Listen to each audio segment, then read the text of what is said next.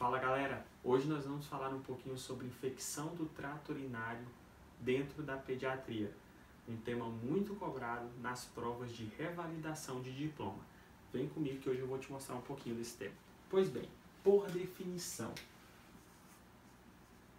o que é infecção do trato urinário?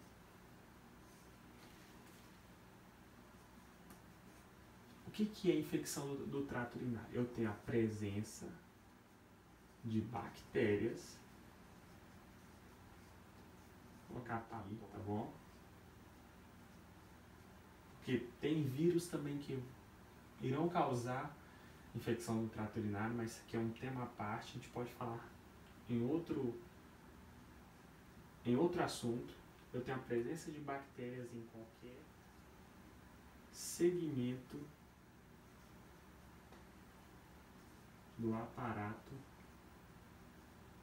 urinário. Então eu vou ter a presença de bactérias em qualquer segmento do aparato urinário.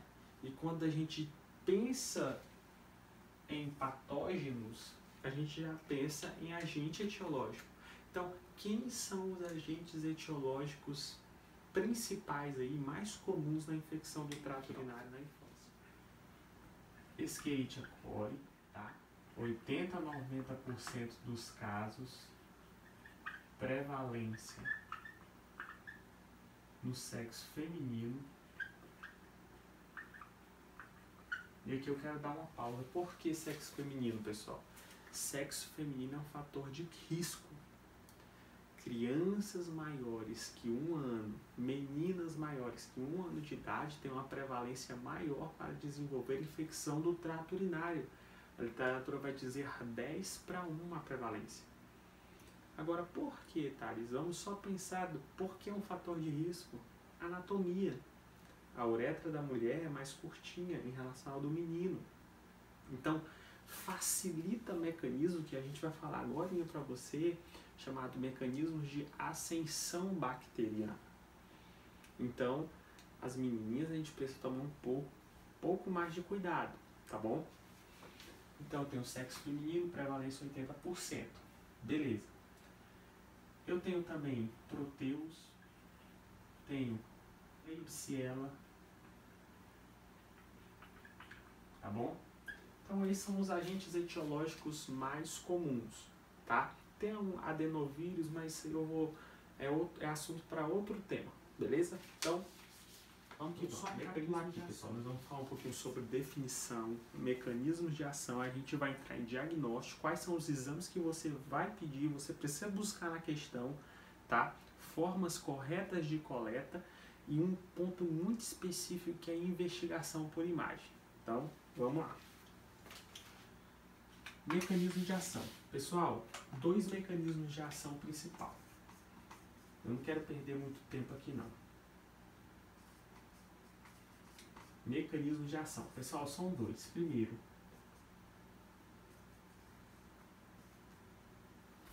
disseminação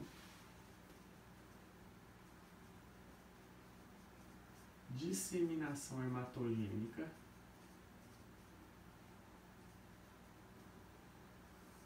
E o outro mecanismo de ação, e esse aqui é muito citado na literatura, é a ascensão, tá? A ascensão bacteriana. Beleza? Então, o que é essa disseminação hematogênica? Vamos só pensar, eu tenho uma disseminação de patógenos na corrente sanguínea. Esses patógenos vão chegar no aparato urinário e causar infecção do trato urinário. É simples o raciocínio. E isso se deve devido a uma condição que chamamos de sepse neonatal, tá? Sepse neonatal é um tema também à parte, que a gente precisa de um assunto aí, é um assunto muito extenso. Então, essa sepse neonatal tem uma prevalência em meninos. Então, querendo ou não, essa disseminação hematogênica ocorre em meninos. A bactéria vai chegar lá no aparato urinário e causar ou uma pielonefrite ou uma cistite, enfim. Beleza? Agora, um mecanismo muito importante é esse aqui, ó, ascensão bacteriana. Olha só, vem comigo. A ascensão bacteriana funciona da seguinte forma. Vamos só pensar. Ascensão, olha para cima. Ascensão, olha para cima. Ascensão. Seu vídeo não travou. Esse é o poder da bactéria. As danadinhas, essas gram-negativas, essas enterobactérias, aproveitam essa condição, vamos colocar assim, esse fator de risco, porque elas têm esse poder de ascensão. Então, devido à proximidade ali da região do períneo, essas bactérias fazem esse mecanismo de ascensão, penetram na uretra, chegam na bexiga, se dependendo da situação, ela vai ir no ureter, podendo chegar até no parênquima renal e causar uma pielonefrite, tá bom? Então, esse é o ponto principal desse mecanismo de ascensão bacteriana. Eu gosto de comparar essa ascensão com uma escadinha. Coloca no seu resumo aí, ó. É a escadinha que a bactéria vai percorrendo, ó. Ela chega aqui, depois está aqui, vai subindo, vai subindo, vai subindo, vai subindo, vai subindo. E se a gente não tratar esse paciente, principalmente pacientes que têm episódios recorrentes de infecção do trato urinário, o risco desse paciente ter uma cicatrização renal e lá na vida adulta, essa criança lá na vida adulta ter uma insuficiência renal crônica é muito grande. Então é de suma importância a gente investigar e tratar de forma adequada o nosso paciente. Perfeito? Então é um mecanismo muito citado na literatura, esse mecanismo de ascensão bacteriana. Então a ascensão, você sempre vai pensar o quê? Olha para cima, olha para cima, olha para cima. Fechou? Então vamos lá. Outro ponto importante, e aqui eu quero chamar bastante a sua atenção. Olha para mim aqui. Pelo amor de Deus. Você está lendo uma questão. É um lactente. Tá com febre. Sem foco específico. O médico foi lá. Solicitou a urina 1. Ou nem solicitou a urina 1. O paciente está com todo o quadro sugestivo de infecção do trato urinário. Peraí, vamos pensar. O que eu preciso para fechar o diagnóstico desse paciente? Pessoal, 2 exames. E não é 2 exames, não, espera o resultado do... Não. 2 exames de forma conjunta, acoplada. Quais são, Thales, esses 2 exames aí? Diagnóstico de TU. Pessoal, é a urina 1, o EAS, tá? Associado, acoplado com a cultura, tá? Então, se na questão vem dados sugestivos de indicadores inflamatórios, como por exemplo, piúria, ou uma bacteriúria, presença de bactéria na urina, mas não é uma bactéria específica, o exame de urina não vai mostrar que tem bactéria na urina. A urina é estéril. Então, se eu tenho bactéria na urina, opa, então precisamos tomar um pouco de cuidado. Então, é a associação dessa urina 1 com resultado sugestivo de inflamação, de infecção do trato urinário, acoplada à cultura. O que vai vir na cultura? No mínimo aí, pessoal, 50.000 unidades formadoras de colônia por ml de um único patógeno. E hoje esses laboratórios já mostram pra gente a sensibilidade dessa bactéria. Então, na maioria das vezes, você vai ver lá, se não tiver a cultura, cadê a cultura? Você precisa procurar a cultura na questão. Você vai buscar a cultura na questão, tá? Caiu uma questão na Revalida, salvo engano, questão 96 ou 97. O médico solicitou a urina 1, veio todo o resultado de indicadores inflamatórios, porém não tinha pedido a danada da cultura. Então lembre-se, estão acopladas, juntas, ó, coraçãozinho para as duas, cultura com urina com cultura. Perfeito.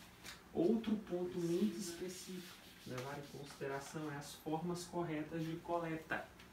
Formas corretas de coleta. Eu não vou colocar no quadro, vou falar aqui com você olho no olho. São 3 formas de coleta. Primeiro, Cateterismo vesical é um método muito usado. Segundo, punção suprapúbica. E terceiro, saco coletor.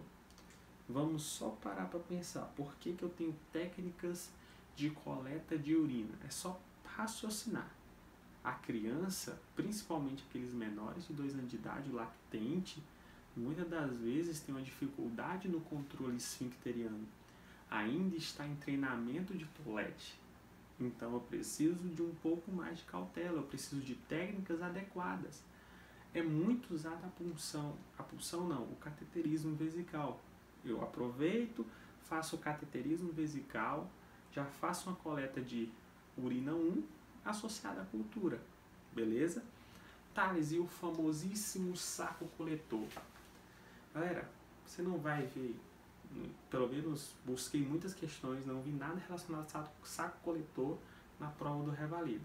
Mas assim, o saco coletor você só vai considerar quando é negativo, tá? Porque a probabilidade de dar um falso positivo é muito grande. Então é você pensar, teve a probabilidade de contaminar e não contaminou. Perfeito? Então você só vai considerar o saco coletor se caso vier negativo, tá? Mas sempre, urina 1, apontando para o quadro, urina 1 associado à cultura.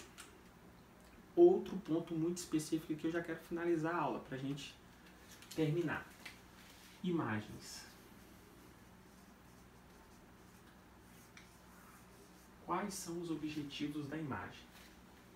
Quais são os objetivos da imagem? É eu buscar alguma alteração nas vias urinárias ou renal, tá bom? Ou renal. Então, vamos lá. Eu vou te fazer uma pergunta. Após o primeiro episódio, o paciente teve o primeiro episódio, que exame você solicita para o paciente? Primeiro, o exame de primeira escolha. Em primeiro lugar, você vai solicitar esse exame. Vou colocar aqui para você. Ó. Ultrassonografia. Tá? De vias renais e urinárias. Então, em primeiro lugar, você vai pedir uma ultrassonografia, tá? Renal e de vias urinárias. Beleza, Thales. E essa ultrassom vem normal, o que eu faço? Nada. Vai fazer o quê? Nada. Então, vai tratar o paciente. Se for uma pielonefrite, você pode tratar até de forma ambulatorial, tá bom? Você pode tratar de forma ambulatorial. Tá, mas como tratar a pielonefrite de forma ambulatorial? Cara, você precisa ter um raciocínio clínico. É ter a visão de um único sem perder o conjunto. Gosto muito dessa definição do Porto. É ter esse olhar clínico.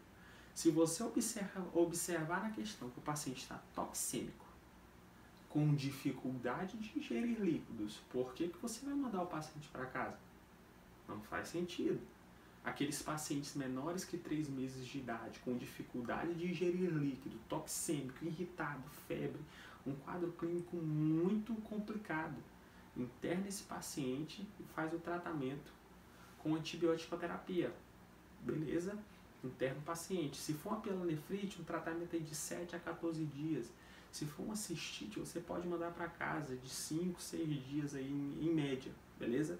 Mas isso é assunto para outro momento. Eu quero ser mais específico aqui na nossa aula. Então, ok. Primeiro episódio, vias urinárias e via renal. Agora, se a questão te mostrar, se foi feita uma ultrassonografia nesse paciente e veio alterada, opa, vamos investigar mais a fundo. Daí você pode pedir uma uretrocistografia miccional. Thales, o que eu quero observar com essa uretrocistografia miccional? você quer observar uma condição chamada refluxo vésico ureteral, tá? Que é uma condição anatômica. Uma condição anatômica. Não vou entrar a fundo disso aqui. Mas se eu tenho uma ultrassonografia alterada, você pode realizar. Se eu tenho um ultrassom alterado, você pode realizar uma uretrocistografia para ter uma investigação mais aguçada. E qual é o outro momento, Thales, que eu posso solicitar uma uretrocistografia? Após, coloca aqui após, segundo caso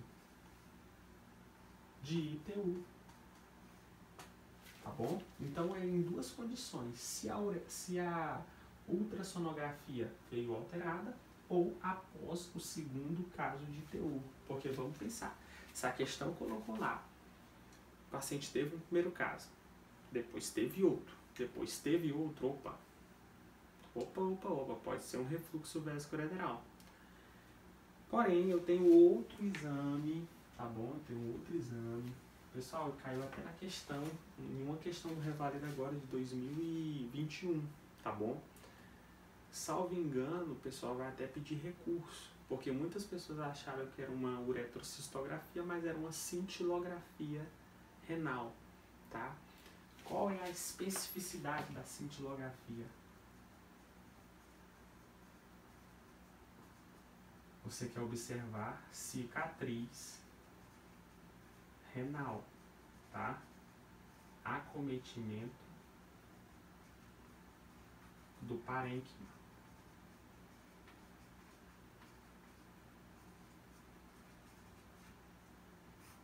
Então, pessoal, é muito importante a gente observar essas situações na prova. Então, um paciente com febre, sem foco específico, o paciente está ali irritado, está com dor suprapúbica, com dificuldade de ingerir líquidos, a gente vai, em primeiro lugar, ultrassom. Veio alterada? Não, Thales, não veio alterada. Então, segue a vida, vai tratar o paciente. Você escolhe, ou ambulatorialmente, ou em casa. Você escolhe não. Busque um raciocínio clínico. Como está esse paciente? É menor que 3 meses? Está toxêmico? Está com dificuldade de ingerir líquidos por via oral? Opa, vamos internar esse paciente. Beleza? Agora, se o paciente está bem, você pode tratar de forma ambulatorial. Está aceitando bem líquidos? Pode tratar de forma ambulatorial. Essa é a nossa aula de hoje. Deixe seu comentário, pessoal. Compartilhe o vídeo. Siga nosso canal no Instagram. Eu espero que vocês tenham gostado. Tamo junto. É nóis, um abraço.